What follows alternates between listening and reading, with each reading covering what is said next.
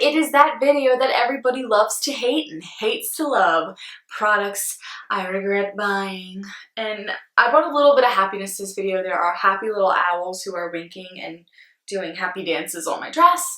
So this is not such a negative video. There are freaking happy owls in it. What? Anyway, this is the video that everybody apparently has people that freak out at them. So, you know, disclaimer. If you like this product, I'm not attacking you. I just didn't like it. There's my disclaimer. So why don't we just jump right into it? I love watching her, but I gotta say, I kind of regret the Bybel palette. Now, the highlighters in it are absolutely stunning. However, the eyeshadows are so powdery. Like, I don't know if you can tell, but like you go to, like that is, can you even see how powdery it is? I just feel like it's a fallout mess on my face, but they're pigmented and I can deal with fallout, just not how much fallout comes with this. I just feel like it's a ridiculous amount. Now, it was $12, so it's not really that big of a deal, and I will use it for the highlight shades, but for the eyeshadows, not my fave. I have 3 mascaras to show you. Bing, bing, bing. I am so picky when it comes to my mascara. If you just don't give me va-va-voom volume and crazy length, I hate you.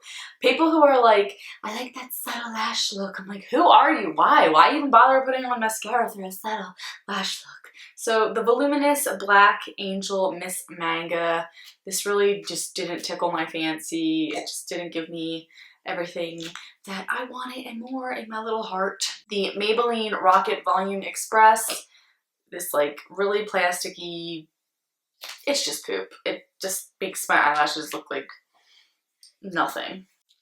And last but not least, the Pumped Up Colossal Volume Mascara. It's just doesn't give me the volume and everything that I want.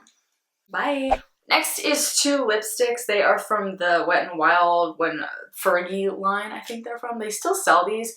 These are like this color 373 Pink Champagne and 371 It's a Girl. You may as well just like be straight from the damn 80s with the light frostiness. And you can't test these in the store, and it's just absolute atrocious 80s frosty crap on my lips. So not fans. This brush from CVS, it's like $2 or $3, but it is a blender blush brush. And I just thought this might be good for contouring because it's thin, or it might be good for something. It's not thin enough for contour, and it's not dense enough to pick up anything. So it's basically just like a floppy seal fin hitting your face and putting absolutely nothing on it. So it's absolutely worthless. Like, come on. Some more disappointing lip colors. I'm just showing you 3. The CoverGirl Lip Perfection Jumbo Gloss Bombs. I bought like 1 million of these. It's just, they're so, oh my god, I can't get over how frosty these are. They're just so sheer and useless, and also frosty. Goodbye, cat. Goodbye. They're just so frosty and like from 1980 and like not pigmented at all. Like, why even bother like coming out with different colors when they all look basically the same on my lips? I just feel like they have the consistency and the feel of cheap kiddie makeup like you buy for like little kids for Christmas. You're like, here, play makeup. These just remind me of play makeup. Like, they're not the real deal to me. The e.l.f. Lip Exfoliator, I really like the MUA one. The packaging feels great. It's like metal and sleek, but this is just a Hot Mess Express.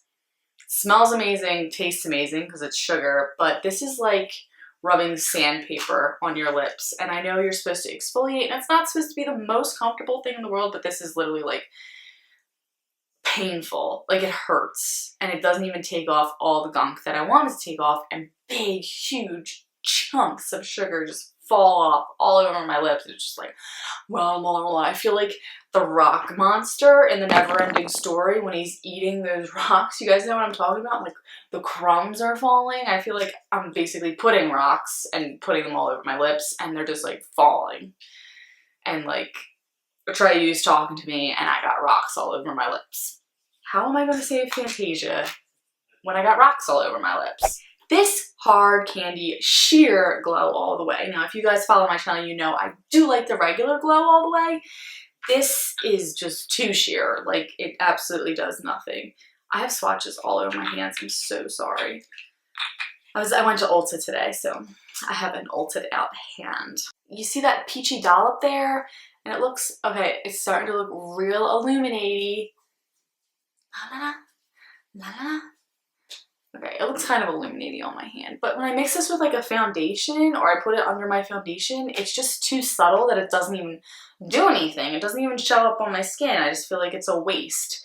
I just feel like it's an extra step and an extra product caked onto my face that does absolutely nothing. And it makes me really sad because I feel like this could be really pretty. This monster. This was like released like 2 years ago, a blushable cream stick before like highlighters were a huge thing. So I was like, oh, this seems like kind of cool. Like a highlight, goldy highlight in the blushable cream stick line. Can you like see that? It's just pure, absolute. It just blends out to absolute gold glitter all over your face, and it's not cute, and it's really oily and sticky and gross.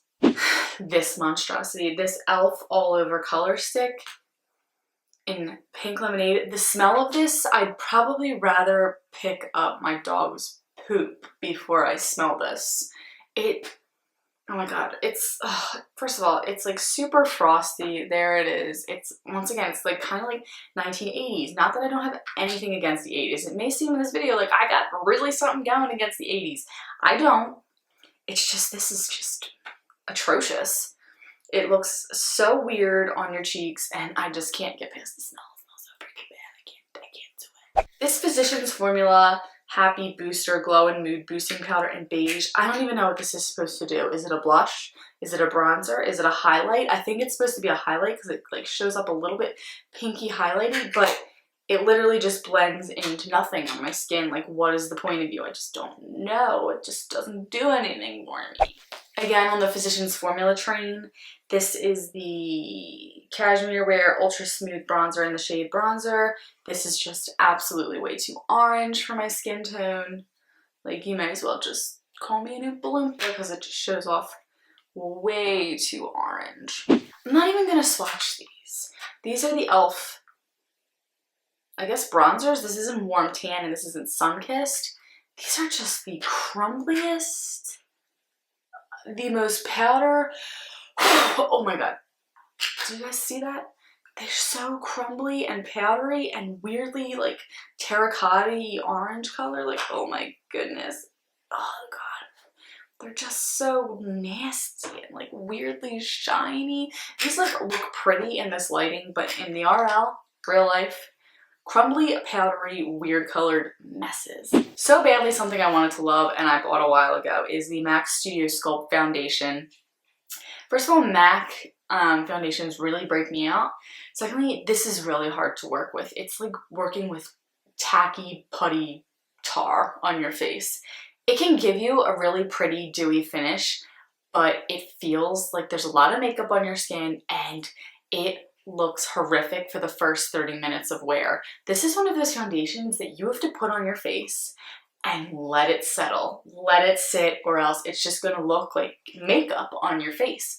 Afterwards, it looks pretty good. It can give you a pretty decent glowy look. It's just, I don't have the time to wait 30 minutes for my foundation to set. Like, I wanna put on my foundation and go out the door after I'm done my makeup and I'll be like, okay, settle in. I look like a cakey, weird monster, but just give it time. I just feel like it's so hard to work with. You only need to use like a pea size amount, which is pretty cool. Maybe I just need to work with it more, even though I've had it for a really long time. It's just really difficult to work with. Last but not least, in this patch of products I regret buying, I'm sure I'll have more in the future, is the NYX concealer. I think it's like the concealer in a jar. Now this is like a cult favorite, so don't hate me, but this is like a really dry concealer to me. Like, when I put it on, it just, I have really dry skin, so I can't put it under my eyes because it's super cakey and dry and super, I just don't like the way it covers things. To me, it makes my problem spots more obvious because it looks like I put a cakey dry layer of crap on top of it. So like whether it's a pimple or redness or my under eye, I just feel like it doesn't do it any justice. It just makes it worse. One thing I do kind of like it for is to take a straight edge brush, like my favorite is my Luxie brush, dip it in the pot and then go under my cat eye, right under it, and swipe down really fast and then blend it in and just make it look really sharp. And like if any eyeshadow is under the cat eye, it just blends it off. So the one thing I do like it for. Other than that, it's like a dry, cakey mess. I hope you enjoyed this video of hate and horror. Who doesn't? No, just kidding. Guys, thank you so much for watching. Have a splendiferous night. Bye!